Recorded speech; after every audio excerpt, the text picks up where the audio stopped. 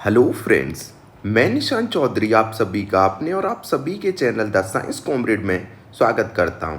जैसा कि आप सभी को पता है, मैं अपने रियल लाइफ एग्जाम्पल के थ्रू आप सभी के कॉन्सेप्ट को क्रिस्टल क्लियर कराता हूं। तो बच्चों, जैसा कि मैंने आपसे वादा किया था, तो मैं आज से आपके लिए एनसीईआरटी बायोलॉजी की लाइन वाइज सीरीज स्टार्ट कर रहा हूं और मैं आज से आपको एनसीईआरटी की एक एक लाइन पर क्रिस्टल और क्लियर कॉन्सेप्ट करने की कोशिश करूंगा। तो बच्चों, हम स्टार्ट कर रहे हैं सेल बायोलॉजी से।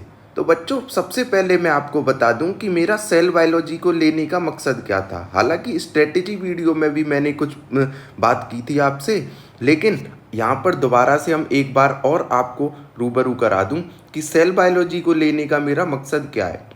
तो बच्चों, सेल बायोलॉजी अगर क्लास 11th और क्लास 12th की बायोलॉजी को देखें तो सबसे बेसिक चैप्टर सेल बायोलॉजी ही है। कहने का मतलब है cell the unit of life, chapter number 8th class 11th।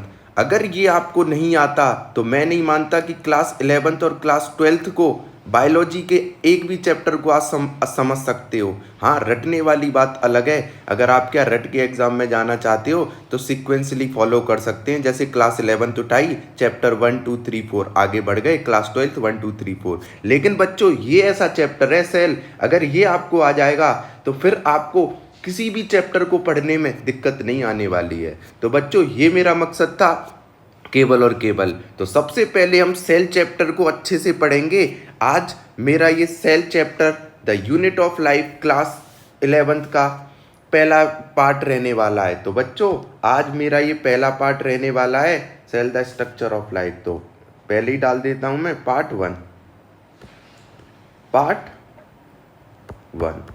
तो बच्चों, पहला पार्ट। तो अब चलते हम आगे बच्चों, पार्ट 1। बच्चों, जीएन रामचंद्रन सबसे पहले क्या है, हर यूनिट एनसीईआरटी की हर एक यूनिट में एक ना एक साइंटिस्ट के बारे में दिया गया है। जैसे पहले चैप्टर में अगर मैं बात करूं, क्लास 11th में पहली यूनिट के आगे आपको अर्नस्ट मेयर मिलते हैं। ऐसे ही जितनी भी 7 से 8 यूनिट हैं पहले बुक में, शायद 5 या 6 हैं, तो 5 जो यूनिट हैं उनमें हर यूनिट से पहले एक साइंटिस्ट का जिक्र है। तो मैंने क्या किया है बच्चों, मैं यहाँ पर ना समझा के आपको साइंटिस्ट को, मैंने क्या किया है, एक मेरी व्हाइट बोर्ड पर वीडियो आएगी जिसमें पूरे साइंटिस्टों को मैं क्या है, जो लाइन से क्वेश्चन, प्रीवियस ईयर क्वेश्चन पूछे गए हैं और जो लाइन इंपॉर्टेंट हैं, तो उनको उस लेक्चर में मैं कवर करूंगा। तो बच्चों, उससे आसानी रहेगी कि सारे साइंटिस्ट आपको एक जगह मिल जाएंगे। तो बच्चों, हम इसको स्किप करते हुए आगे चलते हैं। तो ये मिलेगा आपको, मेरी 1 शॉर्ट वीडियो आएगी, 1 शॉर्ट वीडियो आएगी सारे साइंटिस्टों की, ऑल साइंटिस्ट, जितने भी साइंटिस्ट हैं बच्चों, सबकी ऊपर एक मेरी वीडियो आएगी, तो उसमें आपको मिलेगी। अब हम चलते हैं आगे। तो आगे हम इस चैप्टर को स्टार्ट करते हैं। आपको हेडिंग दिख गई होगी, तो एक एक लाइन को हम क्रिस्टल क्लियर करते हुए चलेंगे बच्चों। तो class chapter 8, cell the unit of life. When you look around, you see both living and non-living thing.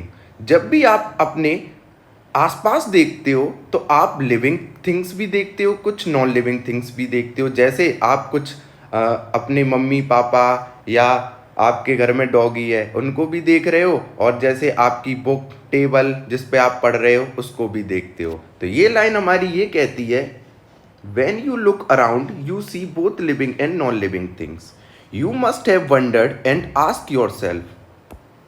You must have wondered and asked yourself, what is it that make an organism living, or what is it that an inanimate thing does not have which a living thing has?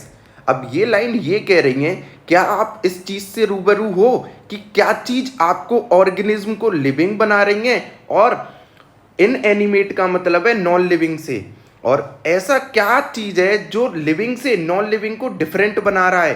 तो आपको मैं एक चीज बताऊं, तो यही हमारा इस चैप्टर का ओवरव्यू है कि जो सेल है वो लिविंग में तो मिलेगा लेकिन नॉन लिविंग में नहीं मिलेगा। अगली लाइन, तो इन लाइनों का आंसर है the answer to be this is the presence of basic unit of life the cell in all living organism. मेरा कहने का मतलब है बच्चों, इधर देखो, लिविंग, नॉन लिविंग, ये लाइन सीधी सी आपसे बात कर रही है कि लिविंग और नॉन लिविंग में क्या अंतर है। तो मैं क्या कह रहा हूं, जो सेल है वो स्पष्ट कर रहा है कि अगर सेल है तो लिविंग है और सेल नहीं है तो लिविंग नहीं है। तो नॉन लिविंग कहने का मतलब है जो आपका डॉगी है उसके अंदर सेल्स हैं, बिल्कुल है, सेल से बनी हुई है उसकी बॉडी। मुझे बताओ, पापा मम्मी जो ह्यूमंस हैं आपके आसपास वो क्या है, लिविंग्स हैं। और अगर मैं बात करूं आपकी बुक क्या सेल से बनी हुई है ना, तो बच्चों वो सेल से थोड़ी ना बनी हुई। आपकी टेबल है क्या वो सेल से बनी हुई है, नहीं बनी हुई। तो बच्चों मुझे लगता है आपका कॉन्सेप्ट क्रिस्टल क्लियर हुआ होगा कि लिविंग और नॉन लिविंग थिंग्स की बात करी है सर ने। तो एक बार दोबारा से हम इसी पैरा को पढ़ते हैं। When you look around you see both living and non living things, you must have wondered and ask yourself what is it that make an organism living or what is that an intimate thing does not have which a living organism is। क्या ऐसा है जो living में है लेकिन non living में नहीं है, तो वो एकमात्र डिफरेंस है सेल का बच्चों। द आंसर, और आंसर भी एनसीईआरटी करती है, the answer to this is the presence of the basic unit of life the cell in all living organism. अब मैं एक चीज पर और आता हूं बच्चों, तो यहां से कलर चेंज करता हूं, सेल। तो सेल को बच्चों यहां पर एनसीईआरटी एक चीज कह रही है, बेसिक यूनिट ऑफ लाइफ। तो बेसिक यूनिट ऑफ लाइफ क्यों कह रही है, तो मैं क्या कह रहा हूं बच्चों, आपकी बॉडी है, आपकी बॉडी है, ये थोड़ा दिख नहीं रहा बच्चों, दूसरा कलर, आपकी बॉडी है। मुझे बताओ आपकी बॉडी में कितने सेल हैं, तो मैं कहूंगा आपकी बॉडी में एक सेल तो है नहीं, मिलियंस नंबर ऑफ सेल्स हैं बच्चों, मिलियंस, लाखों करोड़ों सेल हैं। तो मुझे बताओ सबसे पहले एक रहा होगा, 2 4 8 10 20 40, उससे ही तो मिलियंस बने। जैसे सिंपल मैं कहूं, आप अपने हाथ को देख रहे हो तो आपके हाथ में ही मिलियंस ऑफ सेल मिल जाएंगे। कहने का मतलब है एक सेल के जब सेल का ग्रुप बनता है तो क्या बनते हैं, ऑर्गेनिज्म बनते हैं। तो सेल के जब गुच्छा बनता जाएगा तो उससे आपकी बॉडी तैयार होगी। तो बच्चों थोड़ा सा मैं एक रेफरेंस लूंगा और इस लाइनों को और अच्छे से आपको क्रिस्टल क्लियर करने की कोशिश करूंगा। तो यहां से मैं क्या कह रहा हूं, यहां से नोटपैड ले लेता हूं मैं, स्क्रीन को स्प्लिट करके। तो बच्चों यहां पर थोड़ा समझाता हूं मैं। सबसे पहले सेल, यहां अलग लेना पड़ेगा, सेल, सेल के ग्रुप को, अगर सेल के ग्रुप को हम मिला दें तो बच्चों वो बन जाता है टिश्यू, और टिश्यू के ग्रुप को बना दें तो ऑर्गन, और ऑर्गन के ग्रुप को मिला दें तो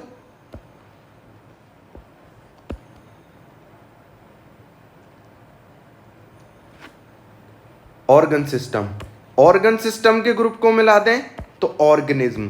तो बच्चों आप देख रहे हो सेल से ऑर्गेनिज्म बनने तक की कहानी में किसका है, थोड़ा सा यहां पर मैं दोबारा से इसको लिख देता हूं, समझ तो आपको आ गया होगा। बिल्कुल अच्छे से कॉन्सेप्ट को क्रिस्टल क्लियर कर दूंगा, एनसीईआरटी की हर लाइन को आपको महारत हासिल करवा दूंगा बच्चों, बस आप मुझ पे ट्रस्ट रखो। कलर चेंज कर लेते हैं, रेड। तो बच्चों सबसे पहले है सेल। तो सेल, सेल से बना टिश्यू, सेल के ग्रुप से ये ग्रुपिंग हुई, टिश्यू से बना ऑर्गन, टिश्यू की ग्रुपिंग हुई, ऑर्गन से बना ऑर्गन सिस्टम, ऑर्गन सिस्टम से बना ऑर्गेनिज्म, ऑर्गेनिज्म। तो बच्चों हम ऑर्गेनिज्म हैं, हम किससे बने हैं, कलर चेंज करता हूं बच्चों, सेल से मिलके बने हैं हम ऑर्गेनिज्म हैं। हम किससे बने हैं, सेल से। तो आपको समझ आ गया होगा सेल को बेसिक यूनिट ऑफ लाइफ क्यों कहा है। सेल के ग्रुप ने टिश्यू को बनाया, टिश्यू के ग्रुप ने ऑर्गन को बनाया, ऑर्गेनिज्म के ग्रुप ने ऑर्गन सिस्टम बनाया और उसने हम तैयार कर दिए। कहने का मतलब है पहले एक छोटी इकाई आई, उससे हम बुनते चले गए। तो बच्चों मुझे लगता है आपको ये लाइन क्रिस्टल क्लियर हुई होंगी। अब हम इसको कर देते हैं साइड और चलते हैं अपने आगे। तो all living organism are composed of cell. तो आ गई बच्चों ऑल लिविंग ऑर्गेनिज्म। तो मैंने जो आपको समझाया वही लाइन है बच्चों, वही चीज बोल रहा है और कुछ नहीं बोल रहा है। All living organism are composed of cell. जितने भी लिविंग ऑर्गेनिज्म है वो सेल से बने हैं। क्यों? सेल से टिश्यू बना, टिश्यू से ऑर्गन, ऑर्गन से ऑर्गन सिस्टम, ऑर्गन सिस्टम से organism. Some are composed of single cell. कुछ ऐसे हैं जो सिंगल सेल से बने हुए हैं, उनको बोलेंगे यूनिसेलुलर। जैसे एग्जाम्पल में बोल दूं अमीबा। अमीबा ये यूनिसेलुलर है। जैसे बैक्टीरिया ये भी यूनिसेलुलर है। तो बच्चों ये यूनिसेलुलर हैं, ये एक सेल से बने हुए हैं। इनकी जो बॉडी है वो बहुत छोटी है, दिखती भी नहीं है। While other like us composed of many cell called multicellular organism. जैसे ह्यूमन है, हम हैं, जैसे प्लांट हैं, ये क्या है बच्चों? जैसे अन्य एनिमल्स हैं, ये क्या है? ये सब मल्टी सेलुलर ऑर्गेनिज्म है बच्चों। तो मुझे नहीं लगता इन लाइनों में आपको कोई दिक्कत होगी। तो इसको मैं रफ करता हूं बच्चों और आपका कॉन्सेप्ट क्रिस्टल क्लियर हो गया होगा। तो ऑल ऑर्गेनिज्म एक बार और पढ़ के बताता हूं। All organism are composed of cell, some are composed of single cell are called unicellular while some are composed of many cell are called multicellular। तो इस बच्चों इस चैप्टर का आपको मुझे लगता है कि बिल्कुल कॉन्सेप्ट कि क्या इस चैप्टर में हम पढ़ने वाले हैं आपको बिल्कुल क्रिस्टल क्लियर होता नजर आ रहा होगा। तो हम इस चैप्टर में सेल के बारे में पढ़ने वाले हैं। सेल वो फंडामेंटल और स्ट्रक्चरल यूनिट है जो ऑर्गेनिज्म को तैयार करती है। अब आ जाते हैं व्हाट इज सेल। तो सेल है क्या बच्चों? तो अब इसको पढ़ते हैं कि सेल है क्या। तो आ जाओ बच्चों। Unicellular organism are capable of independent existence and performing the essential function of life. ये कह रहा है अगर सेल यूनिसेलुलर ऑर्गेनिज्म है तो वो इंडिपेंडेंट एग्जिस्टेंस रखना चाहिए, मतलब उसका अपना अस्तित्व होना चाहिए और वो परफॉर्म करना होना चाहिए अपनी लाइफ के फंक्शन। जैसे सिंपल मुझे बताओ बैक्टीरिया है, कोई बैक्टीरिया ले लिया मैंने, मुझे बताओ बैक्टीरिया अपने आप को इंडिपेंडेंट एग्जिस्टेंस कर रहा है कि नहीं? वो कहीं ना कहीं तो रह रहा होगा, तो उसका अस्तित्व है, बिल्कुल है। दूसरा मुझे बताओ क्या वो कुछ खा रहा हो, क्या कुछ इनगल्फ कर रहा होगा? या इनगल्फ कहना ही अच्छा रहेगा बच्चों। तो क्या कुछ ना कुछ चीजें खा रहा होगा? बिल्कुल। क्या सांस ले रहा होगा? बिल्कुल। क्या एक्सक्रीट कर रहा होगा? बिल्कुल। कहने का मतलब है जो भी फंक्शन है, जो भी मेटाबॉलिज्म, अगर एक शब्द में बोल दूं मेटाबॉलिक एक्टिविटी है, क्या कर रहा होगा? तो बिल्कुल कर रहा होगा बच्चों। सारे फीचर्स जैसे सिंपल अब मैं बात करूं, या यूनिसेलुलर लिखा है इसलिए मैंने बैक्टीरिया का एग्जांपल लिया। जैसे मैं ह्यूमन की बात करूं, क्या आपका अपना इंडिपेंडेंट एग्जिस्टेंस है बच्चों? है। क्या आप अपनी लाइफ के फंक्शन परफॉर्म कर रहे हो? बिल्कुल कर रहे हो। क्या आप रिस्पिरेशन नहीं कर रहे? नहीं कर रहे हो बच्चों। क्या आप एक्सक्रीशन कर रहे हो? कर रहे हो। क्या आप फूड न्यूट्रिशन ले रहे हो? ले रहे हो। आप मेटाबॉलिज्म एक्टिविटी शो कर रहे हो तो आप फंक्शन शो कर रहे हो। तो बच्चों आपकी ये लाइन क्रिस्टल क्लियर हो गई होंगी। तो बच्चों एक बार दोबारा से हम चलते हैं लाइनों की, एक एक लाइन को क्रिस्टल क्लियर करते हुए पढ़ना है बच्चों, बिल्कुल भी, चाहे कितना भी टाइम लग जाए। मैंने आपको पहले ही बता दिया हमें कोई दिक्कत नहीं है, हमें कहीं जाना नहीं है जब तक चैप्टर खत्म ना कर दें। आ जाओ। Unicellular organism are capable of, अगर कोई यूनिसेलुलर ऑर्गेनिज्म है उसका भी इंडिपेंडेंट एग्जिस्टेंस होगा जैसे हमारा है, वो भी अपनी लाइफ में परफॉर्म करेगा functions. Anything less than a complete structure of a cell does not ensure independent living. बहुत इंपॉर्टेंट लाइन है।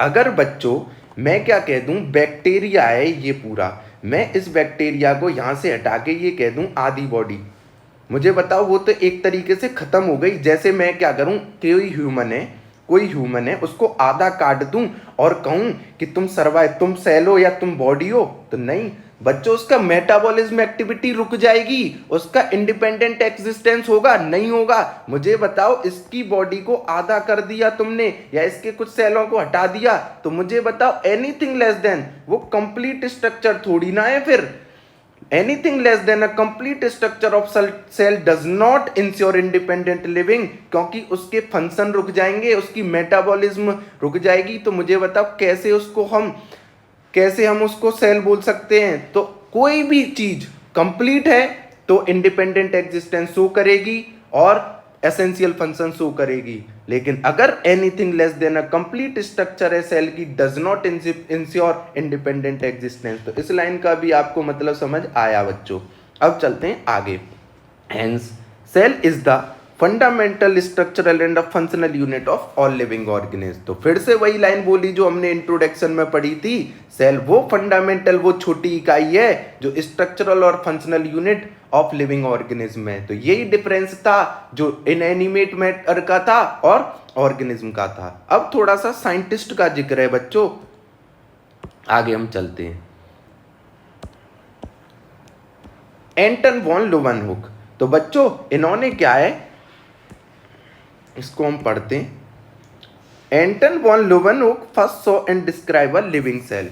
तो सबसे पहला जो लिविंग सेल है वो एक साइंटिस्ट आए थे, एंटन वॉन लीeuwenhoek, तो उनके द्वारा देखा गया था। तो इसको क्या है, आप नोट कर लें। हालांकि मैं क्या करूंगा, व्हाइट बोर्ड पे क्वेश्चंस की सीरीज ला रहा हूं। यहाँ एक मैं अनाउंसमेंट और कर रहा हूं, कम से कम 5000 क्वेश्चन आपको शॉर्ट्स के थ्रू मैं दूंगा। हाँ बच्चों सही सुन रहे हो, 5000 क्वेश्चंस आपको एनसीईआरटी के पॉइंट लाइनों को, एनसीईआरटी की लाइनों को पॉइंट वाइज क्वेश्चन 5000 क्वेश्चन बना के आपको शॉर्ट्स के थ्रू दूंगा, क्योंकि शॉर्ट्स में आप बहुत टाइम खराब कर रहे हो, लेकिन अब शॉर्ट्स के थ्रू आप एनसीईआरटी का रिवीजन करोगे। बिल्कुल सही सुन रहे हो। तो आपको यहाँ पर केवल कॉन्सेप्ट समझ के जाना है। तो बच्चों इसको हम मिटाते हैं और अपनी लाइन पे दोबारा से आते हैं। बच्चों थोड़ा सा मैं भटक जाता हूं तो उसको थोड़ा टॉलरेट करो, क्योंकि हो जाता है बच्चों। Anton von Leeuwenhoek first saw and describe a living cell. तो पहला लिविंग सेल किसने देखा बच्चों, तो simple answer Anton von Leeuwenhoek. दूसरा Robert Brown later discover the nucleus. अब अगली लाइन ये कह रही है कि जो न्यूक्लियस है उसकी स्टडी किसने की, तो जो रॉबर्ट ब्राउन नाम के जो साइंटिस्ट थे उन्होंने न्यूक्लियस को डिस्कवर कर दिया। तो ये दो क्वेश्चन यहां से बन सकते हैं कॉन्सेप्चुअल टाइप, कि एंटन वॉन लीeuwenhoek ने फर्स्ट लिविंग सेल को देखा था, ध्यान रखना बच्चों, फर्स्ट लिविंग सेल को, रॉबर्ट ब्राउन ने न्यूक्लियस को। अब यहां पर मैं एक चीज और आपको बताना चाहूंगा। तो बच्चों वो ये है कि आपसे अगर पूछ लिया जाए कि सबसे पहले लिविंग सेल को किसने देखा था, तो एंटन वॉन लीeuwenhoek। अगर मैंने बात करी सबसे पहले न्यूक्लियस को किसने देखा था, तो ये भी Robert brown. The invention of the, अब चलते हैं आगे। The invention of a microscope and its improvement leading to the electron microscope revealed that the structural detail of the cell। तो जो यूनिसेलुलर जो सेल थे बच्चों वो बहुत छोटे थे, तो जब माइक्रोस्कोप आ गए और इलेक्ट्रॉन माइक्रोस्कोप आ गए तो जो हमारी सेल की जो स्टडी है वो और आसान होती नजर आई। कहने का मतलब है वो और इजीली हम सेल की स्टडी कर पा रहे थे। क्यों, क्योंकि जो इलेक्ट्रॉन माइक्रोस्कोप है उसकी वजह से हम बहुत छोटे, जैसे आप बैठे हो मैं तुरंत दिखाऊं, आपको क्या लग रहा है आपके आसपास कुछ नहीं है, लेकिन आपको ये पता होना चाहिए कि जो एयर है उसमें बहुत सारे बैक्टीरिया घूम रहे हैं, तो वही क्या है सेल। तो आपके पास इलेक्ट्रॉन माइक्रोस्कोप नहीं है, नहीं तो आपको क्या है वो जो फ्रेम है, जो आपके आसपास जो एयर दिख रही, नहीं दिख रही है वो दिखने लग जाएगी। तो मुझे बताओ जो माइक्रोस्कोप आया तो उसने क्या कर दिया, साइंस को इजी कर दिया, तो सेल की स्टडी को इजी कर दिया। तो आई होप आपको ये लाइन भी समझ आई होंगी। तो बच्चों ये थे हमारे पहला। अब चलते हैं हम सेल थ्योरी की तरफ। तो ये इंपॉर्टेंट है बच्चों, थोड़ा सा इस पर ध्यान देना। तो सेल थ्योरी, इसमें दो साइंटिस्टों का जिक्र है और बच्चों वो इंपॉर्टेंट हैं। सेल थ्योरी, तो सबसे पहले इन 1838 मैथ्यू सचिल्डन, इसको क्या है बहुत अच्छे से आपको क्या करना है, आपको इसको अपने नोट्स में डालना है। इन 1838 मैथ्यूस सेचिल्डन, प्रोनाउंसिएशन में हो सकता है गलती होगी, कोई दिक्कत नहीं है बच्चों, आप अपने आप करेक्ट कर लेना। In 1838 Matthias Schleiden, a German botanist, important line, a German botanist examine a large number of plant and observe that all plant are composed of different kind of cell which form the tissue of the plant। बहुत important line है, एक बार और पढ़ता हूं फिर detail में समझाऊंगा। 1838 में यानी 1838 में एक मैथ्यू सेचिल्डन नाम के साइंटिस्ट आए जो क्या थे, जर्मन बॉटनिस्ट। अब बच्चों एक बॉटनिस्ट, बच्चों बॉटनिस्ट क्या होते हैं, बच्चों बॉटनिस्ट आ रहा है शब्द बॉटनी से, और आप समझ सकते हो कि बॉटनी क्या है, स्टडी ऑफ प्लांट। कहने का मतलब है एक 1838 में जर्मन के एक साइंटिस्ट हुए जिन्होंने क्या किया, पेड़ पौधों पर डिस्कवरी की, और उन्होंने ये एग्जामिन किया कि जो लार्ज नंबर ऑफ प्लांट हैं वो डिफरेंट अलग अलग टाइप के सेल से बने हुए हैं, और जब सेल्स के गुच्छे बन जाते हैं तो वो क्या बन जाते हैं, टिश्यू। तो मैंने आपको वो इंट्रोडक्शन में ही समझा दिया था कि सेल से क्या बनाता है, टिश्यू। तो मुझे बताओ, आपके हाथ में अलग सेल हैं, आपके लेग्स में अलग सेल है, आपके स्टोमक में अलग सेल है, मतलब ये आपके डिफरेंट डिफरेंट पार्ट में अलग अलग सेल हैं। तो मुझे बताओ ये बात इनकी सही थी, तो इन्होंने यही चीज प्लांट के अंदर डिस्कवर की, क्यों, बॉटनी के थे। तो बच्चों ये लाइन आपको बिल्कुल स्पष्ट नजर आई होगी और बिल्कुल क्रिस्टल क्लियर हो गई होंगी कि क्या कहना चाह रहे थे मैथ्यू सचिल्डन।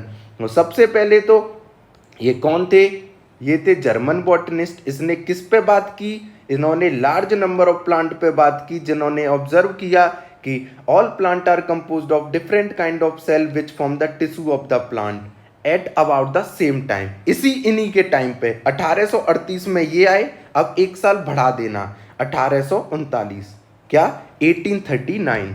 तो बच्चों 1839 में आए, 1839 में आए, इसको भी आपको क्या है नोट्स में डालना है, थियोडर स्वान। तो 1839 या 1839 में एक ब्रिटिश जूलॉजिस्ट आए। वो कौन थे, जर्मन बॉटनिस्ट। ये कौन है, ब्रिटिश जूलॉजिस्ट। बहुत इंपॉर्टेंट क्वेश्चन बनता है। अब ब्रिटिश जूलॉजिस्ट, तो मुझे बताओ उधर उन्होंने प्लांट की स्टडी की थी, तो जूलॉजिस्ट कौन होंगे, तो मुझे बताओ जूलॉजिस्ट क्या है। तो जूलॉजी आपने पढ़ी है बच्चों, बिल्कुल पढ़ी है आपने। तो जूलॉजी किसकी स्टडी है, एनिमल की स्टडी। तो मुझे बताओ इन्होंने एनिमल पे काम किया, तो बिल्कुल, तो आप बिल्कुल कॉन्सेप्ट क्रिस्टल क्लियर होगा आपका कि जो थियोडर स्वान थे वो ब्रिटिश जूलॉजिस्ट थे। कहने का मतलब है इंग्लैंड के थे, और उन्होंने क्या किया, स्वान ने किस पे काम किया, उन्होंने काम किया बच्चों एनिमल पर स्टडी। अब आगे पढ़ते हैं। Studied different kind of animal cell and reported that cell has had a thin outer layer which is today known as the plasma membrane।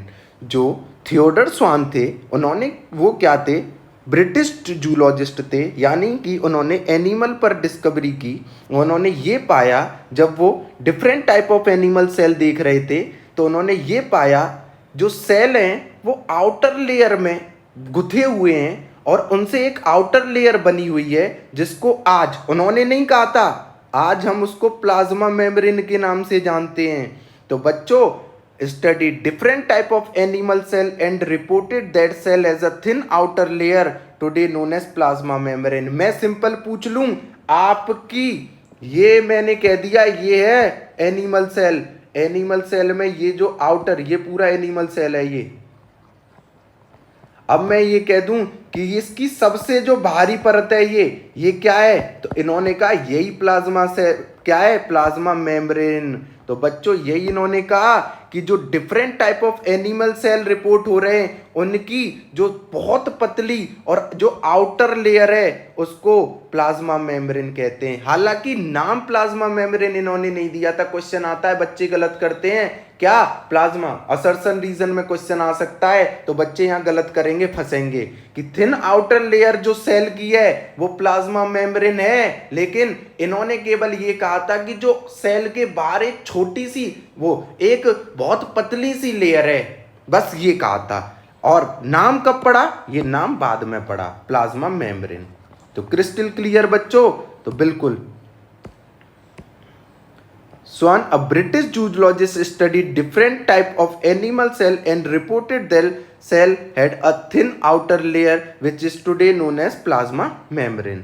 तो अब चलते हैं बच्चों आगे। मुझे लगता है यहाँ तक आपको कोई दिक्कत नहीं हो रही होगी। अब आगे की लाइन बच्चों, he also conclude that based on his study on a plant tissue। इन्होंने क्या किया, थे ये जूलॉजिस्ट, लेकिन इन्होंने क्या किया, प्लांट को भी स्टडी किया, प्लांट के टिश्यू को। तो इन्होंने क्या देखा, in plant tissue that the presence of cell wall is a unique character of plant cell. बहुत इंपॉर्टेंट लाइन बच्चों, पहले पढ़ते हैं और फिर समझते हैं। तो ये आपको ही also conclude based on his study on plant tissue that the presence of cell wall is a unique character of plant cell. तो बच्चों यहां पर पेज को स्प्लिट करके आपको समझा के आता हूं।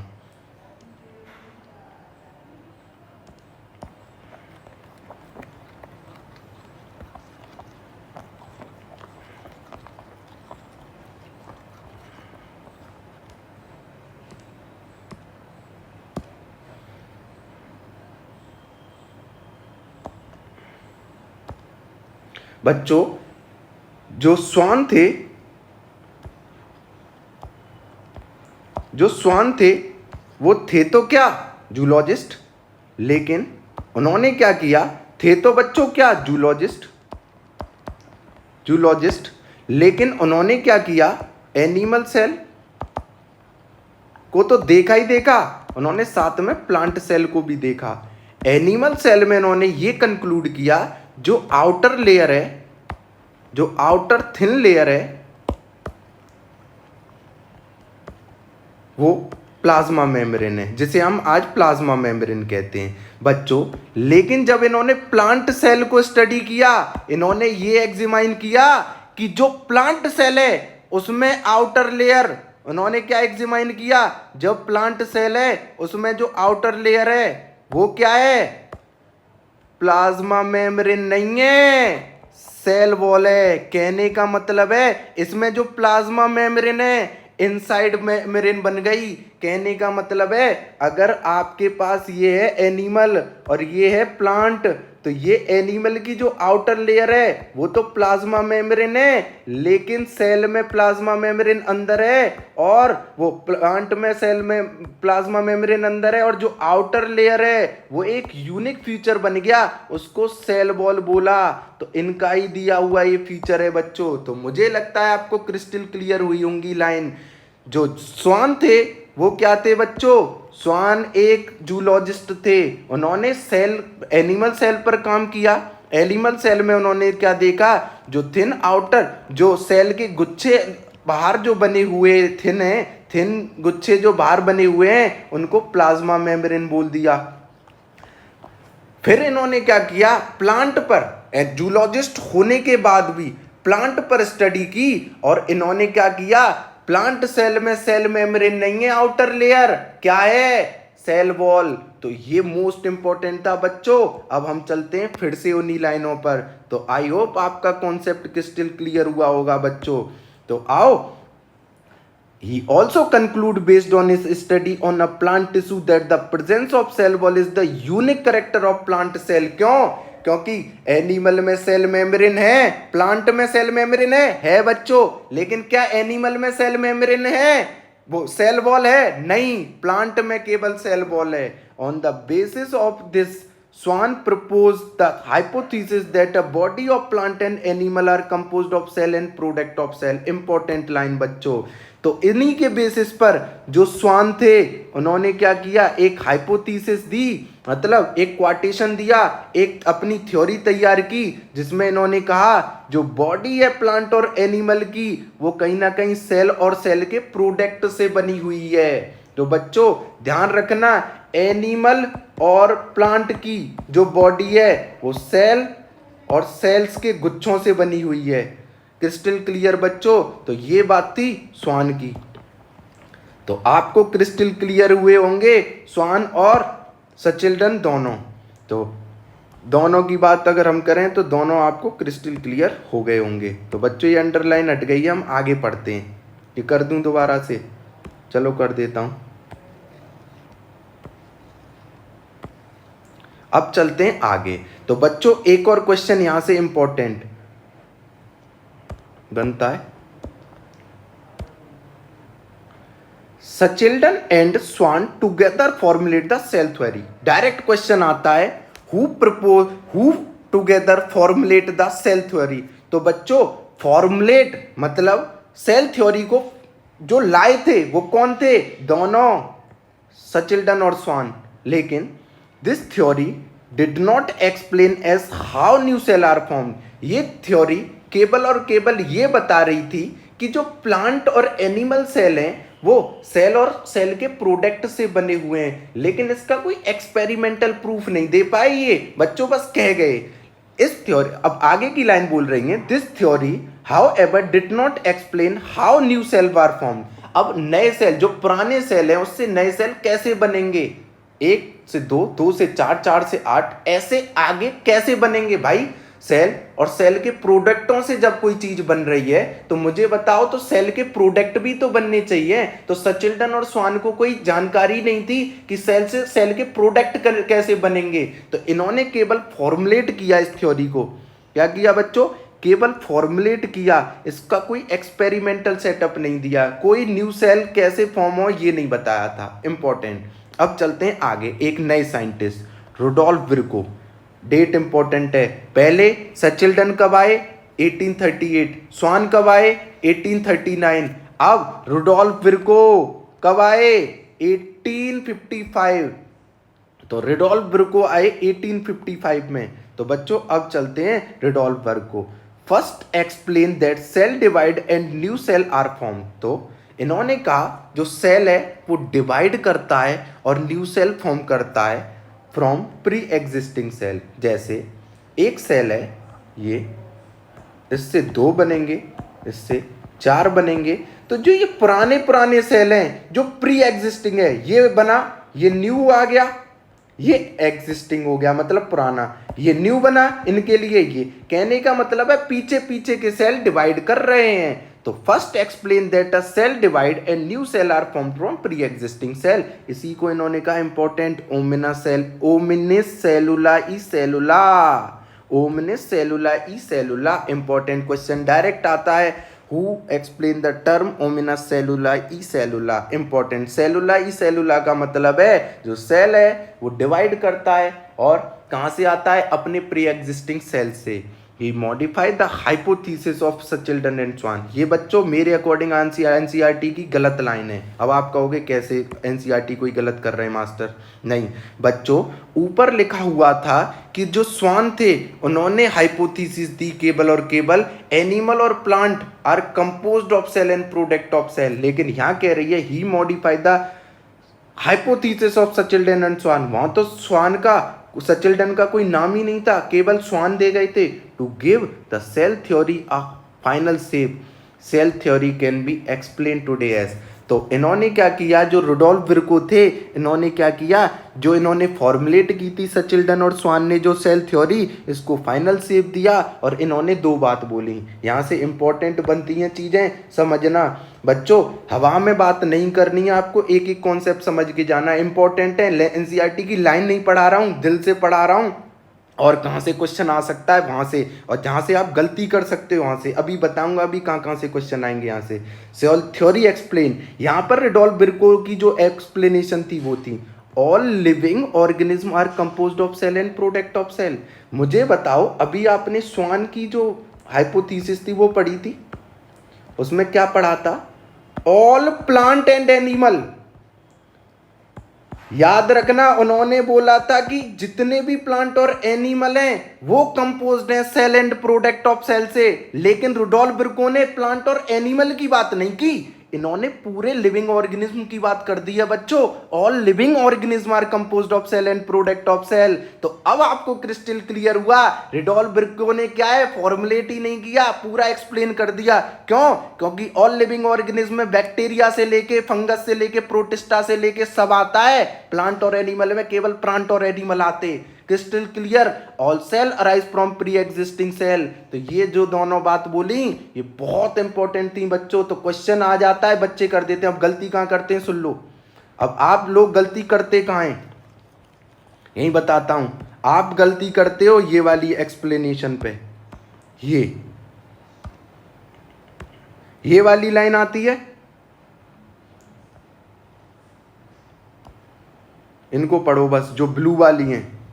Swan proposed the hypothesis that the body of animal and plant are composed of cell and product of cell। Answer मारते हो, ये आती है हाइपोथेसिस। ये हाइपोथेसिस किसने दी थी कि जो एनिमल और प्लांट सेल हैं, प्रोडक्ट है सेल का। तो बच्चों इसमें आप रुडोल्फ बिर्को मार के आते हो आंसर, जो कि है गलत ना। All living organism are composed of cell. बच्चों ये सही है, इन्होंने फॉर्मुलेट की थी। तो क्रिस्टल क्लियर। तो बच्चों ये था मेरा पार्ट 1 बायोलॉजी एनसीईआरटी सीरीज। मैं 1-2 दिन बाद से ही 5000 क्वेश्चन के शॉर्ट्स की सीरीज भी लाऊंगा बच्चों, और 5000 क्वेश्चंस मैं शॉर्ट्स के थ्रू आपको दूंगा। तो मेरी वीडियो अब आपको रेगुलर यहाँ पर भी मिलेंगी, एक एक लाइन एनसीईआरटी की बिल्कुल खोल देंगे हम अंदर से अंदर तक जाके। बच्चों बस आप मुझ पे ट्रस्ट करो, और आप क्या है, सब जहां पर भी जिस भी प्लेटफॉर्म से पढ़ रहे हैं सबको त्यागो, केवल और केवल एनसीईआरटी की एक एक लाइन पर महारत हासिल करेंगे। और 360 में से 360 मार्क्स लाने का मैं वादा करवा रहा हूं, एक एक लाइन से। बस आपको क्या करना है, मेरे चैनल को सब्सक्राइब करना है, शेयर करना है अपने दोस्तों में ज़्यादा से ज़्यादा, ताकि ज़्यादा से ज़्यादा बच्चों को बेनिफिट हो। और मैं कह रहा हूँ कि गरीब बच्चे अगर हों, जो कोई भी प्लेटफॉर्म से जुड़े नहीं हैं या कहीं से नई फैसिलिटी हैं, तो बच्चों उनको ज़रूर शेयर कर दो। तो बच्चों मैं आप सभी का निशान चौधरी आप सभी से धन्यवाद लेता हूँ।